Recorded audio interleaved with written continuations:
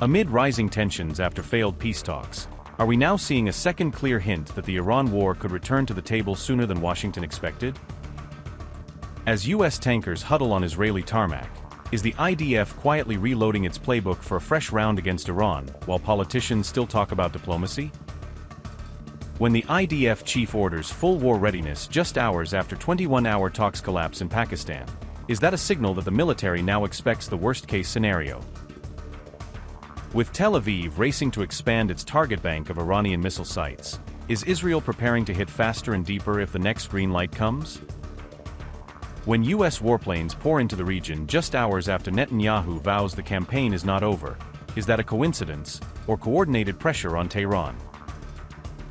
After the Islamabad talks failed to produce any agreement, a new set of military signals now points toward a possible return to open war with Iran. On April 12, IDF Chief of Staff Eyal Zamir reportedly ordered immediate readiness for a potential Iran confrontation, treating the risk as real, not theoretical. That order came right on the heels of U.S. Iran talks collapsing after roughly 21 hours of negotiations without any deal. The IDF has now moved into a structured war preparation mode described as similar to the posture it adopted before previous Iran operations.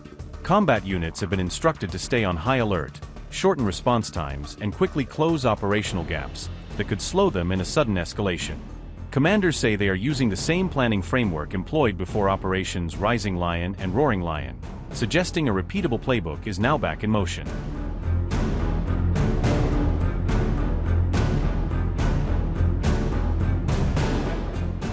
Israeli military intelligence is reportedly increasing the pace of building up its target bank of sites inside Iran. Priority targets include missile systems, launchers, and the support infrastructure that keeps them supplied and hidden across the country. Officials say this accelerated update is meant to ensure operational flexibility, so strike options can be launched quickly if politicians give the word.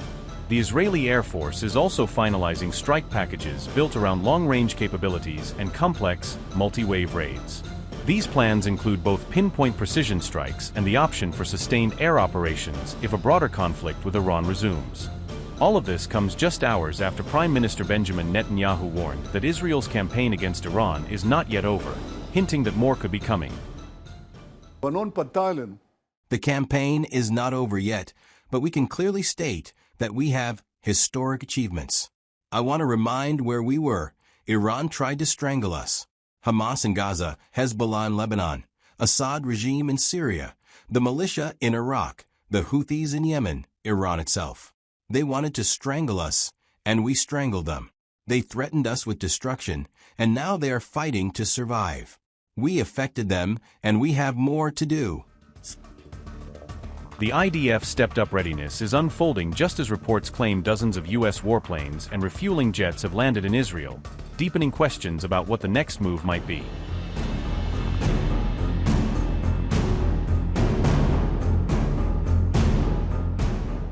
Earlier, U.S. Vice President J.D. Vance confirmed that the Islamabad talks ended without a deal, marking an open diplomatic deadlock.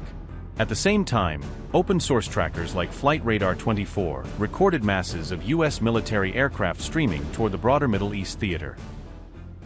Just hours later, dozens of American refueling aircraft were reported parked at Israel's Ben Gurion airport, signaling a rapid forward buildup. These tankers exist to keep fighters and bombers in the air, enabling long-range missions deep inside hostile territory if called upon.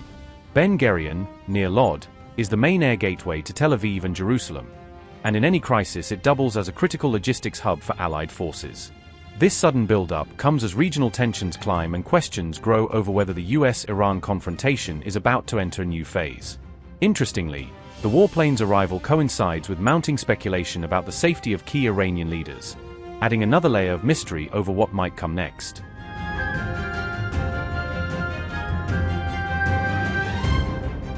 Social media erupted with concern over the safety of senior Tehran officials after the high-stakes U.S.-Iran talks in Islamabad collapsed without an agreement.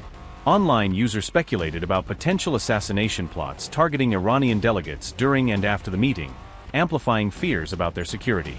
Unverified claims circulated that extra security measures, including the use of decoy aircraft, were deployed to shield top Iranian negotiators from possible attacks. This wave of speculation followed similar warnings from Iran's foreign ministry, which had already condemned what it called open incitement against its leaders.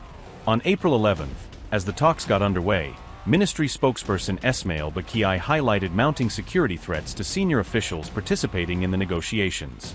Baqiai alleged that elements within U.S. policy and media were openly advocating the killing of Iranian leaders if the peace talks failed. Iran's delegation in Islamabad included Foreign Minister Abbas Araghchi and Parliament Speaker Mohammad Bagher Ghalibaf, underlining the political weight Tehran placed on the talks. As Baqiai voiced these concerns, Iran and the United States ultimately failed to reach a deal despite some 21 hours of intensive negotiations. The rare in-person meeting, the first of its kind in over a decade, had raised hopes of de-escalation before ending in disappointment. U.S. Vice President J.D. Vance later said the discussions were held in good faith, but acknowledged they had not produced any agreement. Vance added that Washington had put forward what he called its final and best offer, arguing that Tehran chose not to accept key conditions, particularly on nuclear commitments. Donald Trump, meanwhile, struck a defiant tone, insisting that the United States had already won the conflict by defeating Iran militarily, regardless of whether a deal was reached. I'm getting a lot of reports. They've been meeting for many hours, as you probably have noticed. We'll see what happens. Look, regardless, we win. Regardless what happens, we win. We've totally defeated that country. And so let's see what happens. Maybe they make a deal, maybe they don't. Is it a good sign? From the standpoint of America, we win. One other thing that's happening is that boats are sailing up and heading out to our country. Big, beautiful tankers, and we're loading them up with oil and gas and everything else, and pretty beautiful thing to see. What about China? Have you agreed to release Iran's assets in other countries? We're going to see what happens. We're in very deep negotiations with Iran. We win regardless. We've defeated them militarily.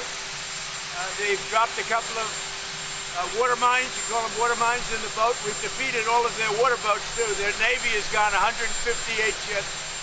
They have 28 water droppers, mine droppers they call them. All of them are sunk. They probably have a couple of mines in the water. We have mine sweepers out there.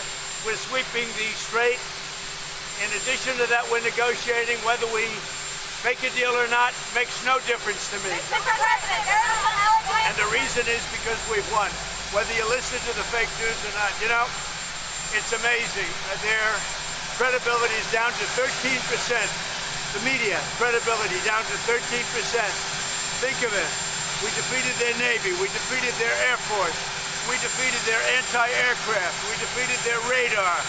We defeated their leaders. Their leaders are all dead. And now all we do is we'll open up the strait even though we don't use it, because we have a lot of other countries in the world that do use it that are either afraid or weak or cheap. I don't know what it is, but we were not helped by NATO, that I can tell you.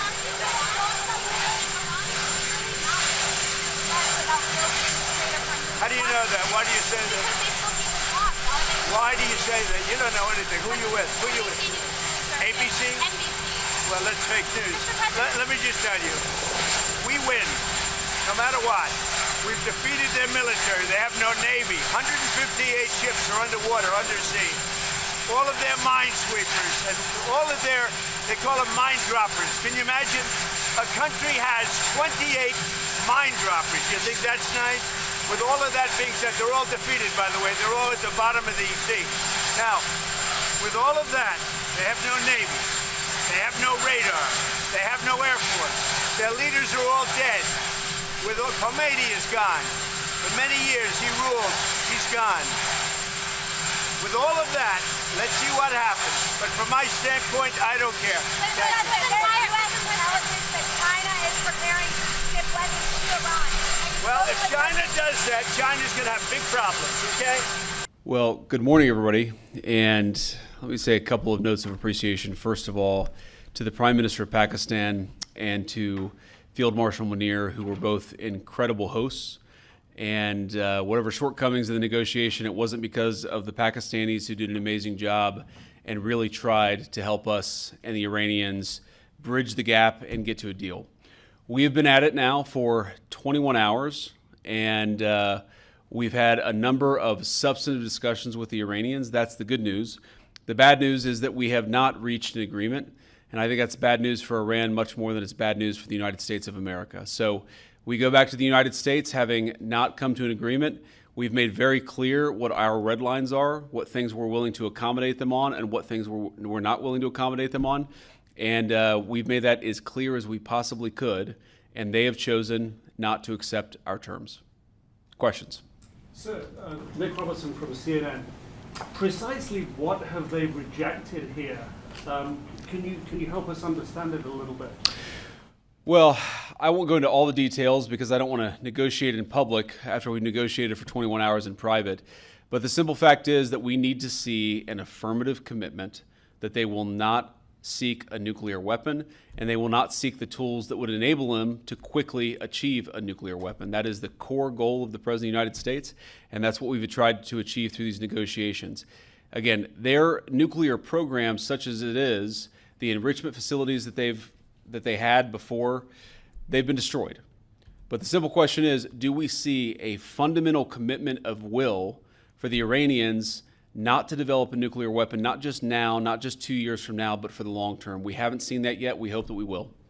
Jen. Was there a framework on anything? And also, did the Iranian frozen assets come up? And did you reach any conclusions on those frozen assets? We talked about all those issues, Jen, and we talked about a number of issues beyond that. And so certainly those things came up. But again, we just could not get to a situation where the Iranians were willing to accept our terms. I think that we were quite flexible. We were quite accommodating. The president told us, you need to come here in good faith and make your best effort to get a deal. We did that. And unfortunately, we weren't able to make any headway. Preston. Mr. Vice President, how often did you communicate with President Trump throughout the negotiations? There were reports that there were multiple rounds, where there were breaks in between negotiations. How often did you communicate with the president throughout those rounds, and what was he saying as you were going through these negotiations that you said fell short? Yeah, obviously we were talking to the president consistently. I don't know how many times we talked to him, a half dozen times, a dozen times over the past 21 hours. We obviously also talked to Admiral Cooper, to Pete, to Marco, to the entire national security team. We talked to Scott Bessent a number of times. So look, we were constantly in communication with the team because we were negotiating in good faith. And we leave here with a very simple proposal, a method of understanding that is our final and best offer. We'll see if the Iranians accept it. Thank you.